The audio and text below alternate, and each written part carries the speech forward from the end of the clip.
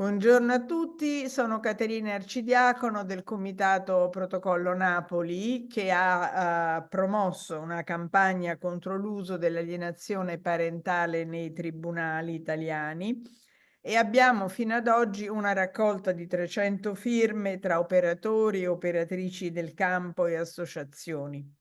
In questo momento parlo dall'Università di Napoli e stiamo per collegarci con Reem Alsalem, Rapporteur delle Nazioni Unite della violenza contro le donne. Reem si trova a Milano a conclusione dell'evento sulla prostituzione come forma di violenza organizzato dal CADMI di Milano e da Resistenza Femminista. Io farò alcune domande a Reem Alsalem, approfittando della sua presenza in Italia, dal momento che le Nazioni Unite hanno indirizzato forti raccomandazioni ai governi sul tema del contrasto all'alienazione parentale. Dottoressa Alsalem, good morning. I am Caterina Arcidiacono, calling from Naples, e promotrice della campagna anti-alienazione parentale in Italia, e per noi è un grande onore averla con noi a rafforzare la nostra lotta nazionale contro l'alienazione parentale. E vorremmo porle alcune domande. First of all, let me just say thank you very much for this conversation and also for the work you do on parental alienation. Quindi grazie innanzitutto per il lavoro che fate sull'alienazione parentale e per questo invito. Allora, le Nazioni Unite, grazie a lei, rapporteur speciale sulla violenza contro le donne e le bambine, hanno fatto una forte raccomandazione ai governi per vietare l'uso dell'alienazione parentale nei tribunali.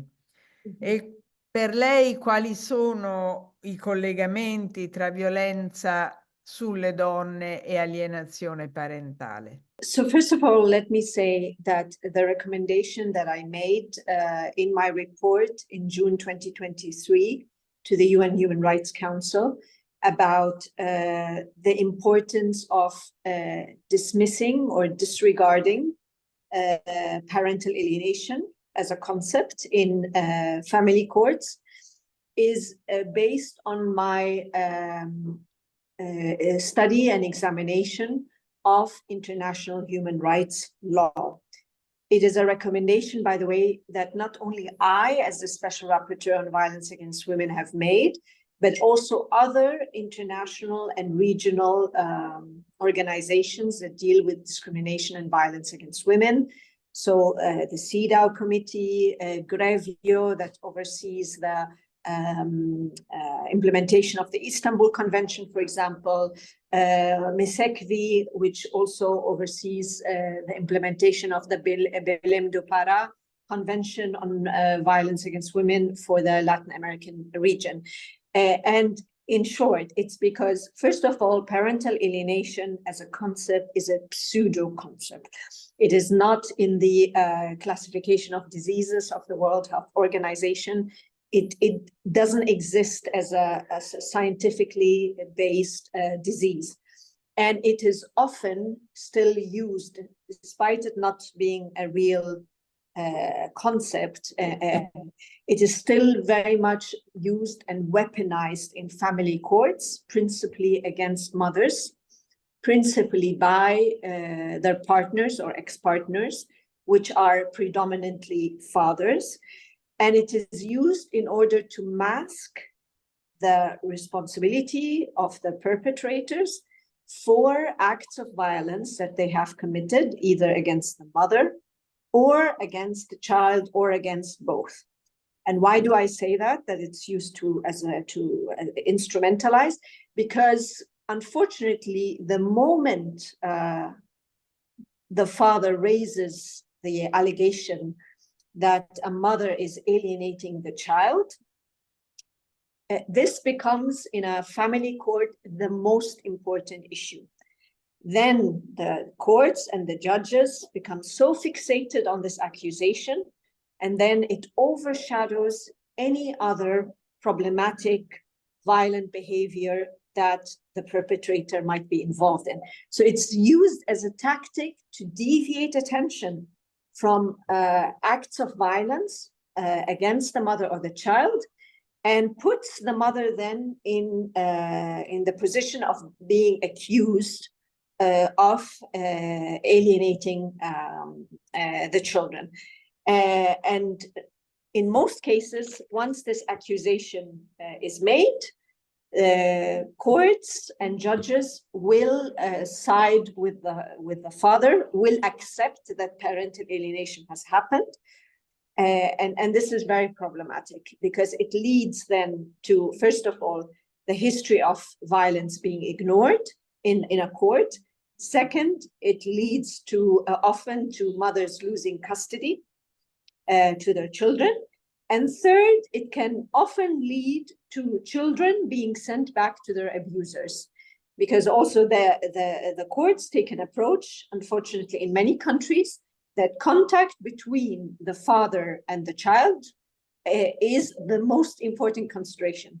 And I have seen decisions where judges, even if they accept that maybe the father has done something wrong, they will still prefer to order contact visitation rights than protect the child against harm. And that is why I have emphasized that it is important for judges to look at the facts of each case, and therefore also to pay attention to the history of domestic violence, or any allegations of domestic violence or sexual violence brought forward by the mother or the child, and make sure that this is then addressed by the judges in these decisions. So they have to look at everything on a case-by-case basis. Andando avanti, non solo avete vietato l'uso della PAS, ma avete anche dato dei principi di contrasto a trattamenti forzosi di riunificazione, uso della PAS, e sul divieto a trattamenti forzosi di riunificazione per i bambini come parte di un procedimento legale. Ci sono dei motivi specifici sull'evitare il ricongiungimento forzato, e sono motivi rischiosi per la salute, sono inefficaci, sono inutilmente punitivi? Qual è la ratio principale che muove questo principio? Yeah. So as you rightly mentioned, in my report, I have recommended the prohibition of the use of reunification camps for children as part of any outcome or decisions of custody cases or family court cases. First of all, we have to understand that there's a business behind invoking allegations of parental alienations, which means also that there are people and institutions and academics who position themselves as experts and are brought into courts in order to determine if parental alienation has happened. Now, because of course they get paid for this, and many make money out of this, they will often, if not always, find that parental alienation has happened. Even though, as we just said, it's not a real disease, it's a pseudoscience. So therefore, as part of then the outcome, many of them will send the children to what we call reunification camps in order to, with the objective of reestablishing the contact between the child and the so-called alienated parent, which is often the father. In addition to the conflict of interest I just described, it is very clear that the approach of sending kids to reunification camps is, first of all, intrusive, it's inappropriate, it re-traumatizes the child, and also it is biased, it's judgmental, and it is completely dismissive of possibilities that the child may have been abused. It goes against the welfare of the child. It goes against the best interest of the child, also because often the child's custody is transferred to the abusive parent. And the child is subjected to pressure. It is being subjected to pressure to basically become closer to someone they see as abusive, either to them or their mother. And also it weakens or tries to cut the link between the child and the mother. So for all these reasons, since reunification camps go against the rights of the child, I have very clearly called for the prohibition of its use. And there is information available, actually, and increasingly there are studies that demonstrate the harmful impact of reunification camps. Ma purtroppo, perlomeno in Italia, non so nel resto del mondo, esiste una fioritura di scuole di formazione sull'alienazione parentale, di esperti che poi si presentano in tribunale. E c'è qualche buona pratica di qualche paese per contrastare questo fenomeno che in Italia al momento è abbastanza, diciamo, presente? So first, I want to say, emphasize that the weaponization or instrumentalization of parental allegation accusations is a business. And as part of this business, as you said, trainings on how to identify and recognize parental alienation flourish, to judges, to unfortunately child protection ministries, in order to encourage them to adopt this concept. And I said that this is very problematic. Now, what I think needs to happen, as I said in my report, is that states have to have a publicly funded system of experts that provide information to courts and not rely on these self-declared and private entities and so-called experts that claim to know what parental alienation is. So states have to provide the experts. And experts provided by the state, as well as justices and child protection officers, ministries working on violence against women, they all have to be trained about how domestic violence and sexual violence in the family works, so that they are able to recognize the manifestations of this violence in a child custody or a divorce proceeding. Also, we have to be able to have complaint mechanisms that can be used or triggered against experts brought by the courts to determine parental alienation, because many of them will abuse their authority. So that's that. And you asked me about good practice.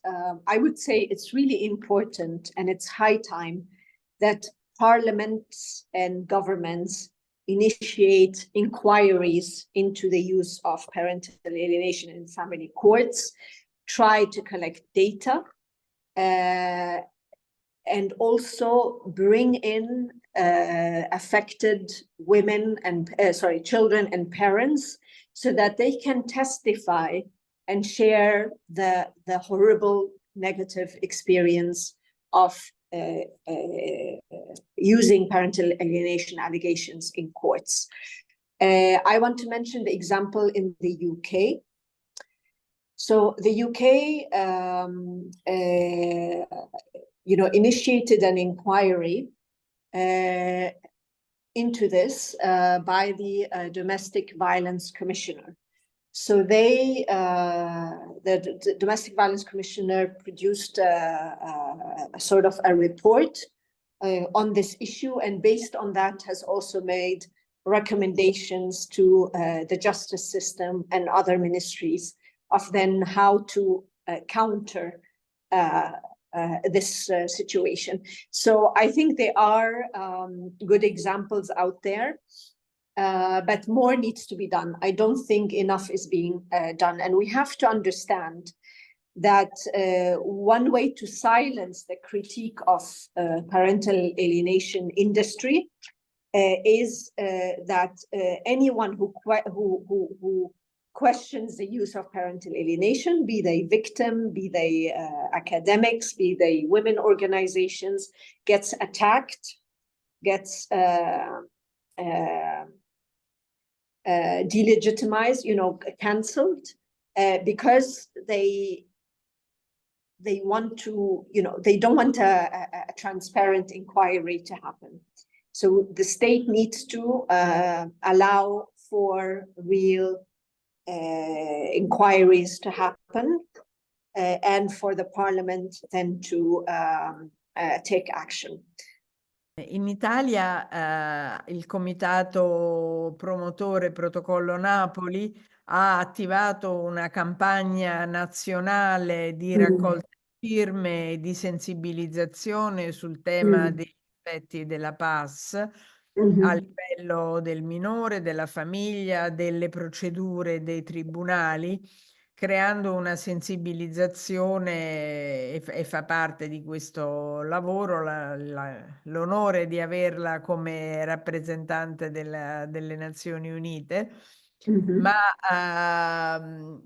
insomma, vorremmo poter contare ulteriormente sulla sua presenza e avere anche una valutazione di quello che questa campagna può avere per l'Italia, o dei suggerimenti per come poter andare ancora avanti. First of all, I want to commend you and any actors that are prioritizing this issue and launching campaigns, because it is very important that the true impacts of the use of this pseudoscience is known. Many people in the wider public are not aware. They think that these are isolated cases, or very few cases.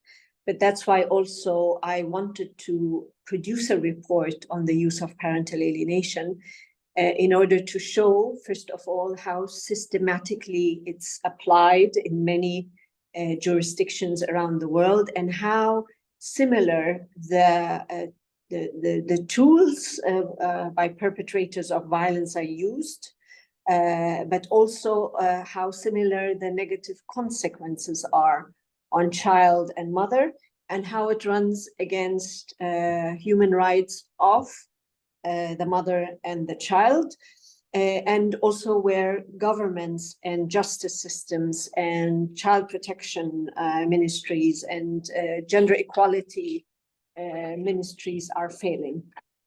So that is why then you helping in that is really important. I think it's important, as I said, to continue to speak to this, including to lawmakers and politicians, to justice systems. It's important to persevere, because as we are talking more about it, and also since the issuance of the report, the pushback by those who profiteer from using parental alienation has also become bigger. They are trying to discredit this report. To this date, they keep saying that the Human Rights Council has rejected the report, which is not true. So there's a lot of effort being made to push back against our collective efforts to highlight this problem. I go back also to the importance of documenting, having data, speaking to survivors, to victims, whether it's mothers and children, and having politicians hear from them with their own voice. And I also think it's important that all of you connect also with other campaigns, other organizations working on the same goal as you, to share also lessons learned from advocacy efforts, because we are making progress, but it's very, very slow. But I have seen in the last few months, actually, that there have been some judges in a number of countries who have very assertively rejected the use of parental alienation and have actually dismissed these allegations. So there is progress, and that gives me hope, but we have to continue to work on this and not to be discouraged by the setbacks. In Italia, Protocollo Napoli lavora con la rete delle università italiane contro la violenza sulle donne Unire, lavora con l'Università Cattolica del Sacro Cuore di Milano, con l'Università di Trieste, con l'Università Federico II di Napoli, con una rete nazionale che intende portare tutto questo all'attenzione dei politici, e speriamo di averti con noi in questo percorso di ulteriore step. Grazie, and I'll be very happy to collaborate with you and and to give strength to your efforts. So with pleasure. Yeah. Finishing, thanks to Ilaria Baldini. Yes, thank you. For her Chiedo scusa, ma mi stanno thoughtful facendo and thoughtful vedere and engaged intervention in the aim of our goals, of our cause. It's our common goal. I signed Common it, goals. Thanks to Ilaria Baldini for our common Sentri goals. dire, Yes. hanno firmato a loro volta, quindi insomma questo è veramente uno sforzo collettivo. Yeah. Grazie a Protocollo Napoli e a tutte le firmatarie e quelle che hanno dato inizio, insomma, questo hanno scritto il documento in primo luogo. Grazie.